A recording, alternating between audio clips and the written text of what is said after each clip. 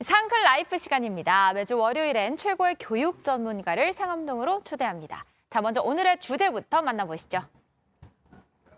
이 챗 GPT를 잘 활용하려면, 똑똑하게 활용하려면 어떻게 해야 될까요? 결국에는 우리는 질문을 잘해야 된다라는 겁니다. 왜냐하면 답변은 인공지능이 해주잖아요. AI 시대 생각의 근육을 키우는 하브루타 질문법. 와, 아까 영상 보신 것처럼 그 대화형 인공지능 챗 GPT를 잘 활용하려고 해도 질문을 잘 입력해야 되는데, 그러니까 이 좋은 질문을 강조하는 교육법 중에서 이번에 하브루타라는 게 좀 유행이라고 합니다. 오. 이 하브루타가 무엇인지, 어떤 질문이 좋은 질문인지 알려주실 분 모셨는데요. 하브루타 부모교육연구소 김금선 소장님 나오셨습니다. 안녕하세요. 네, 안녕하세요, 소장님. 네, 제가 반갑습니다. 성함을 또 틀리게 발음하면 안 되니까 김금선 소장님입니다. 네, 네. 안녕하세요. 일선 초등학교에서 아예 선생님들이 하브루타 독서 활동 이런 맞아요. 걸 그런 거. 적용해서 수업하는 사례도 기사로 접한 적이 있습니다. 근데 사실 익숙하진 않아요. 하브루타가 뭔지부터 좀 소개를 맞아요. 이름도 부탁드릴게요. 어려워요. 하브루타? 네. 네, 맞습니다. 근데 이제 자녀들이 이제 뭐 유초등이나 중등 이상의 이제 학부모님들은 좀 익숙한 용어이기도 하지만 네. 일반인들은 또 하브루타에 대해서 잘 모르는 경우가 많아요. 네. 이제 하브루타는 히브리어로 하베르라는 의미고요. 짝이라는 개념입니다. 아. 짝, 친구, 동료라는 의미예요. 그러면 짝, 친구, 동료랑 무엇을 한 거지? 네. 그 짝하고 끊임없이 토론하는 과정에서 배움이 일어난다는 얘기예요. 아하. 네. 그러니까 어떻게 보면 막 엄청 새로운 건 아닐 수 있어요. 그거 그죠? 아니죠. 짝과 동료와 질문하면서 새롭게 배운다? 네. 아, 그런 거군요. 근데 그 짝이 왜 이렇게 중요할까요? 셋도 되고 넷도 될 수 있는데. 그러네요. 짝 토론의 중요한 의미가 뭐냐면요. 자, 우리 셋이 이렇게 얘기하다 보면 주로 둘이 얘기하고 한 사람은 듣는 경우가 있을 수 있잖아요. 예. 소외된 사람이 없다는 게 굉장히 중요한 의미입니다. 서로밖에 없기 때문에. 예. 아. 서로에게 집중할 수 있는 그 시간 온전히. 그래서 짝토론의 의미가 크고요. 그래서 유대인들이 이 하브루타를 그 토라가 뭐냐면요. 모세 오경 중에 창세기, 출애굽기, 민수기, 레위기, 신명기 요걸 토라라 그래요. 네. 그 토라하고 토라를 근간으로 그 만든 탈무드 스토리 있잖아요. 탈무드. 네네. 그걸 토론하는 거예요. 아, 네, 이게 이제 그래서 독서법, 공부법, 학습법이라고도 말을 하죠. 그렇군요. 네, 근데 네. 질문만 하는 게 아니라, 그러니까 상대의 질문에 대해서 반드시 생각을 표현하고 네. 다시 질문을 잘 하는 그 대화법이라고 하는데, 네, 네. 질문이 왜 이렇게 중요하다고 보세요? 잘 생각해 보세요. 이게 세상의 자연은 질문으로 탄생한 게 아닐 수 있어요. 네. 하지만 이 세상에 모두 존재하는 거 다 질문으로 탄생한 겁니다. 하긴. 네. 어, 모든 게. 이렇게 밤에도 밝으면 어떨까 싶어서 네. 불을 만들고 네. 전구를 질문이 만들고. 시작했어요. 아침에 좋은 방송을 만들면 어떨까 해서 상감도 클래스가 생겼고. 당연하죠. 아, 그렇군요. 네. 그래서 이 질문은 우리에게 되게 굉장한 의미가 있고, 그러니까 이 세상에 모두 존재하는 것들이 질문으로 시작을 했고, 또한 학문도 생각해 보세요. 우리가 이 세상을 발전시키는 학문도 끊임없는 질문을 통해서 그 결과물이 있거든요. 네네네. 그렇죠? 그리고 또 우리 두 분이 서로 굉장히 친하시죠? 네네. 친하신 분들끼리는 많은 질문을 합니까, 안 합니까? 눈빛만 봐도 알 정도로 그렇죠, 그렇죠. 때문에. 눈빛만 봐도 알긴 하지만 오늘이 또 우리 선생님께서 좀 얼굴이 좀 안 좋아 보면 오늘 뭐 어디 안 좋아? 아. 이 관계에서도 질문은 굉장히 중요한 겁니다. 아하. 그러네요. 그래서 질문은 어쩌면 우리 삶의 전부라고 말을 해도 과언이 아닙니다. 그래서 질문을 잘한다는 건 삶을 풍요롭게 사는 거일 수도 있어요. 네. 근데 학교 다닐 때 유독 발표하기 어려워하는 친구들이 있잖아요. 네네네. 집에서부터 이런 활동을 하면 그런 문제도 좀 해결이 될 수 있을까요? 당연하죠. 이건 집에서 연습을 좀 해야 돼요. 아. 그러니까 집에서 어떤 아이들이 그 말을 잘하고 밖에서 자기 생각을 잘 표현하느냐. 집의 문화가 조금 편안하게 말할 기회를 주고 잘 들어주는 네. 부모가 잘 경청하고 잘 들어주는 아이들이 밖에서도 자기 표현을 많이 하거든요. 그러니까 예를 들면 간단하게 세 단어만 제가 말씀을 드려볼게요. 하브루타의 핵심적인 세 문장만. 네. 내 생각이 뭐야? 내 생각이 뭐야? 우리 딸 생각은 뭐야? 라고 아. 질문하면 아이가 어때요? 말을 하겠죠. 네. 뭐라고 예, 예. 블라블라. 근데 딸에 대한 생각을 어때요? 존중하는 거죠. 예. 여기 굉장히 존중의 의미가 들어가 있어요. 그러네요. 그다음에 이제 딸이 엄마 내 생각에는 뭐 이제 이렇게 얘기하면 왜 그렇게 생각했어? 라고 물어볼 수 있죠. 네. 다시. 그럼 왜 그렇게 생각했어에는 뭐가 들어갔죠? 아이의 생각에 많은 경청을 하고 싶은 태도가 들어가 있는 거예요. 아하. 부모의 태도죠. 네네. 그러면 자, 이런 아이는 집에서 늘 내 생각을 경청해 주는 부모님이 있어요. 네. 그럼 밖에 나가서 어떨까? 다른 사람의 생각에 경청을 해요. 아. 그리고 이제 그다음에 거기서 또 왜라는 말이 엄마 왜냐하면 했을 때 논리성이 생겨요. 예, 아하, 예. 그렇죠. 근거를 대잖아요. 네. 네. 내가 이래서라고 근거를 대잖아요. 그다음에 이제 맨 마지막 문장은 뭐냐면 아, 그렇구나. 그래서 그렇게 생각했구나. 아하, 그건 그렇구나. 인정이에요. 아. 인정. 그럼 여러분 생각해 보세요. 선생님, 내가 가정 안에서 늘 인정받아. 그렇죠? 밖에 나가서 인정받으려고 애쓰지 않아요. 아하. 네. 그게 되게 자존감이 자존감이 이미 높아져 굉장히 있어. 높아져 있기 때문에. 아. 자, 네. 네 생각이 뭐야? 왜 그렇게 생각했어? 네. 아, 그렇게 생각했구나. 그 이렇게 말만 세 가지. 해도 아이와 관계는 굉장히 좋아집니다. 아, 좋습니다. 와, 네네네. 이미 많은 걸 알려주셨는데, 네. 자, 그러면 이 하브루타 질문법 정확히 어떻게 하는 건지 빨리 한번 해보죠. 좋습니다. 키워드 먼저 보여주세요. 전래 동화 속 질문 찾기.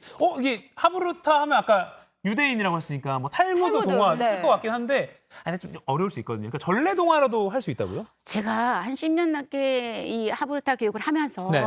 유대인에게 그들의 스토리로 가르쳐라 하거든요. 예, 예. 3,000년 동안.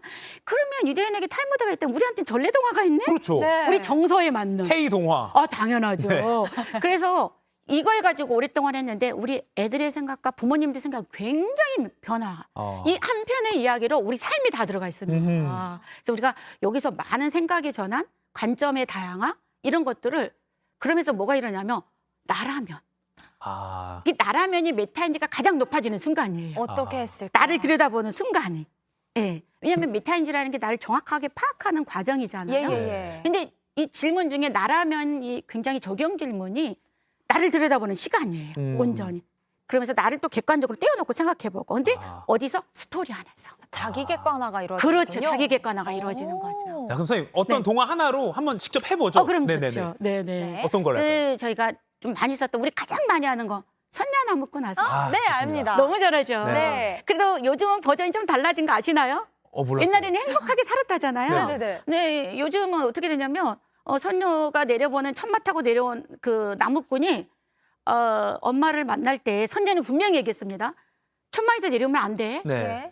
그러면 당신이 올라올 수 없어라고 했는데 나무꾼의 어머니가 아들이 좋아하는 팥죽 팥죽. 끓여준 알아요. 거예요. 그거 아세요? 뜨거워서 말이 잉 해가지고 아들이 떨어져요. 네, 떨어집니다. 그래서 아들이 어떻게 됐죠?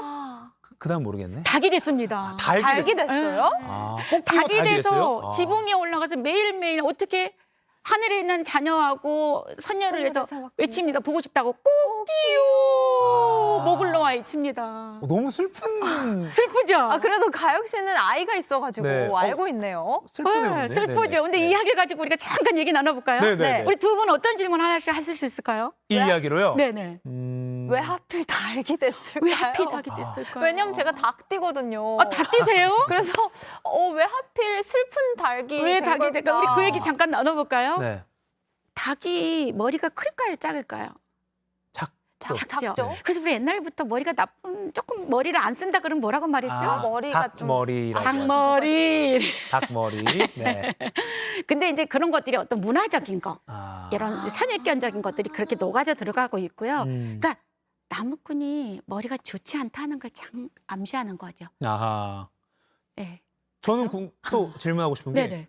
그 나무꾼이 그 원래 아이 3명까지 낳을 때까지 그 옷 돌려주면 안 된다 그랬는데 날개 2명 때 돌려서 날개 옷을 그죠? 왜 이 말을 어겼을까? 그래서 그 부분이 굉장히 나무꾼의 삶이 완전히 다른 방향으로 넘어갈 수 있는 행복하게 살 수도 있었는데 네. 그 약속을 어겼잖아요. 맞아요. 거기 뭐예요? 약속이 그만큼 중요하다는 거예요. 아. 3명이 날 때까지 주지 말라고 했던 이유가 뭘까요? 세월을 그만큼 확보해라. 아. 시간을 확보해라. 부부애를 더 쌓아라. 네. 근데 나무꾼은 이 정도면 뭐 선녀가 달라고 하니까 줘도 되겠지? 음. 근데 거기서 문제가 생긴 거잖아요.